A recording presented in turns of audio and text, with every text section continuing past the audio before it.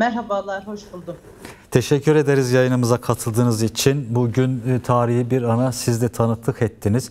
Ben sizinle konuşmaya girmeden önce de bu Nu Medya 24'te yapılan bir röportaj, özel bir röportaj vermiş Bese Hozat. Silahları yaktık, şimdi top karşı tarafta diyor. İsterseniz kısaca bir bölümde oradan aktarayım. Onun üzerine sizin de görüş ve düşüncelerinizi de alırız. Grup adına konuşan Bese Hozat sürecin önde raporun çağrısıyla başladığını ve hiçbir tereddüt yaşanmadığını vurgulamış. Buraya gelişimiz çok net bir kararla gerçekleşti. Arkadaşlar yansıtma üzerinden de gösterebilirse, eğer açılırsa tabii, açılmıyor pil sorunu olduğu için sanırım. Silahları imha kararının bir iyi niyet göstergesi olduğunu söyleyen Hozat, bu adımın karşılıksız kalmaması gerektiğini ifade ediyor. Biz sadece dağdan inmekle yetinmek istemiyoruz. Ahmet'te, Ankara'da, İstanbul'da demokratik siyasetin öncüleri olmak istiyoruz diyor. Ancak devletin mevcut yaklaşımının bu geçişi zorlaştırdığına işaret ediyor. Devletin her dediğine hemen evet dersek şu sonuçla karşılaşmış olacağız. Başka gruplar da gelsin, silahlarını imha etsin, Türkiye'ye dönüp teslim olsunlar. Bu yaklaşım temel alınırsa bizlerin ve yoldaşlarımızın akıbeti ya cezaevi ya ölüm olacaktır. Ama böyle bir dünya yok. Türk devleti bunu böyle bilmeli diyor. Törende yakılan silahlara ilişkin de diyor ki demokratik siyaset çağrısı yapan bir hareket için silahlar artık engeldir.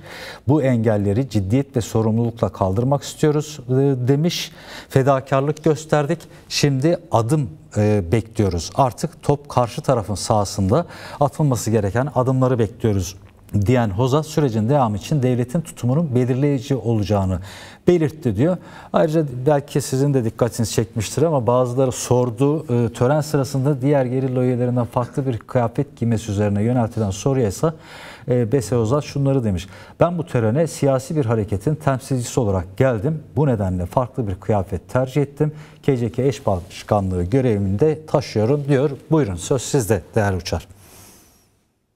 Teşekkür ederim. İzleyen herkese iyi akşamlar diliyorum. Biz yoldayız, henüz daha Ahmet'e dönmeye çalışıyoruz. Yaklaşık 4 otobüs gazeteci, aydın, siyasi parti temsilcileri, Kürdistan kurumlardan katılan arkadaşlarımızla birlikte bir gün öncesinden gelmiştik. Törene katıldık. Bugün de dönüş yolundayız. Habur sınır kapısındayız şimdi. Yani tarihi bir eylem, tarihi bir açıklama, tarihi bir eşik. Ve yapılan açıklamada, yani silahların bırakılmasına dönük yapılan açıklamada önemli vurgulardan birisi de şu: doğru anlaşılmak. Yani KCK eş başkanı Sayın Bese Hozat'ın açıklamalarının içerisinde yer alan bence en önemli şeylerden birisi bu.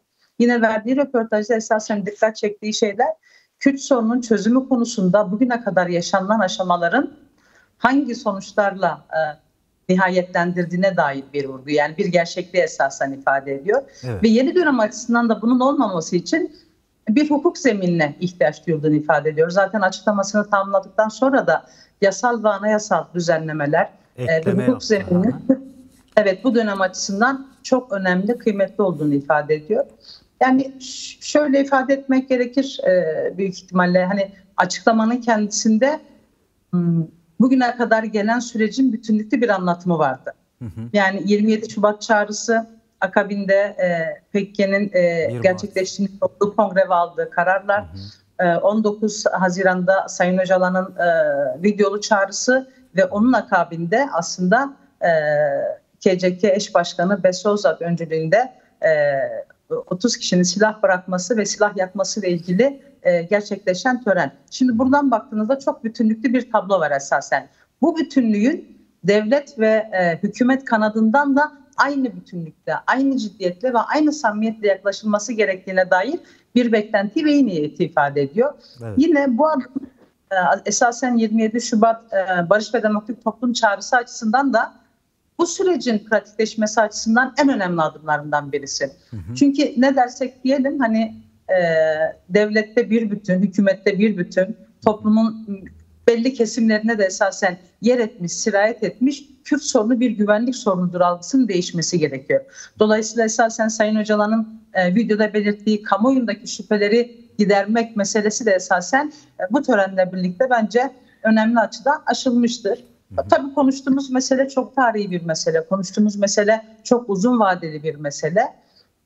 neredeyse hani bir 100 yılın seyrini görmüş olduk bu açıklamayla birlikte ve bu 100 yıllık seyri nasıl değiştirebileceğimize dair nelerin yapılmasına gerektiğine dair bir açıklamaydı aynı zamanda.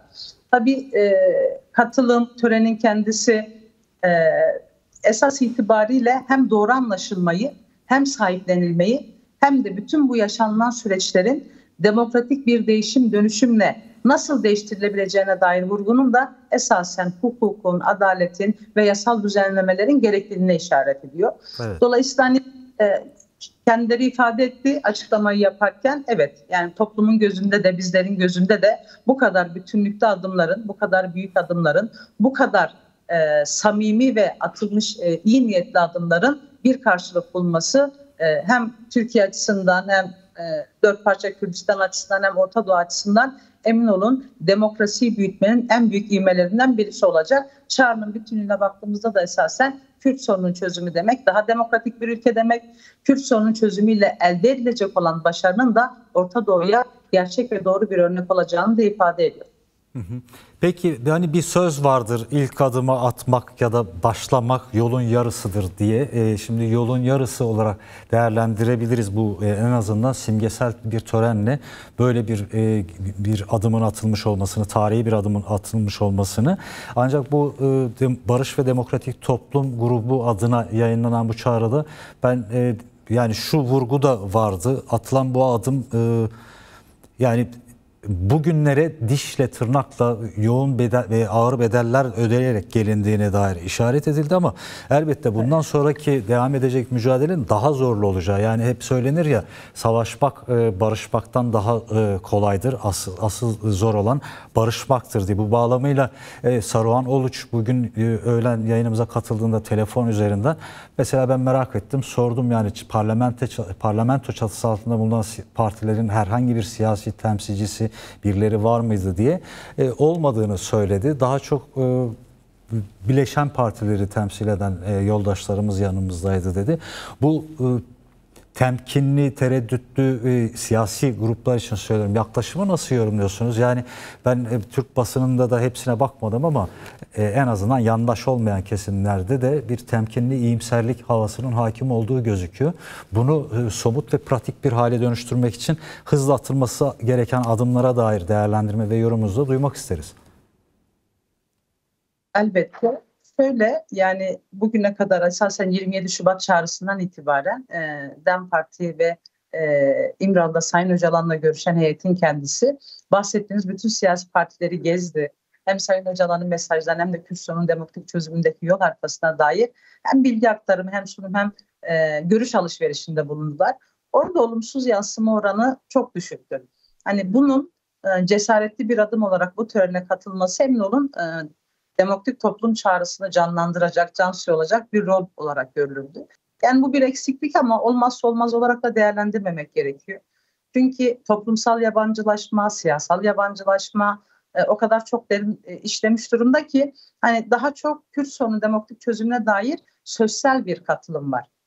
Söze dair bir katılım biçimi var. Bunun değişmesi gerektiğine dair de talebimizi yinelemeye devam edeceğiz. Bugün basından da baktık, yani bugüne kadar asli görevi Kürt sorununu güvenlik sorunu olarak gören basın yayın organları aynı minvalde işlemeye devam ettiler.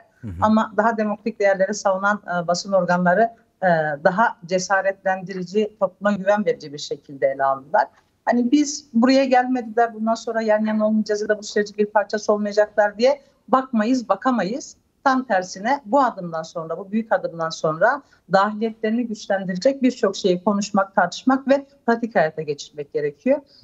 Tahmin edersiniz ki aslında aylardır tartıştığımız en önemli mekanizmalardan birisi de mecliste kurulacak olan komisyonun kendisi. Çünkü evet, bu mesele toplumsal olduğu kadar politik, siyasi bağrında birçok başlığı barındırıyor ve hani temsilin en yansıdığı alanlardan birisi ya da çözüm adresi olmasını istediğimiz alanlardan birisi meclis. Meclis Başkanı'nın yaptığı bir açıklama vardı. Umuyoruz dönülmez ondan da. Hani büyük bir yol alındığı ve yakın zamanda da meclisin kurulabileceğine dair bir söylemdi. Yani çabamız bir anlamda geçmişle baki diye ifade etmek isterim. Ve belki de bugün yapılan törende açığa çıkan çağrıyı da aslında bütün Türkiye'ye, bütün Orta Doğu'ya, kadınlara, gençlere, demokrasiyi savunan bütün kesimlere yapılan bir çağrı olarak görmek lazım. Çünkü hem video görüntülerde Kürt Halk Önderi Sayın Öcalan'ın da ifade ettiği gibi esasen toplumsal barışın gücü ve siyasetin gücü bu ülkedeki bütün sorunları aşmada temel bir eşik, temel bir basamak olarak gözüküyor. Herhalde bunu yaygınlaştırmak, bunu ete kemiğe büründürmek, bunun doğru anlaşılması için çaba sarf etmek bizim açımızdan ilk adım.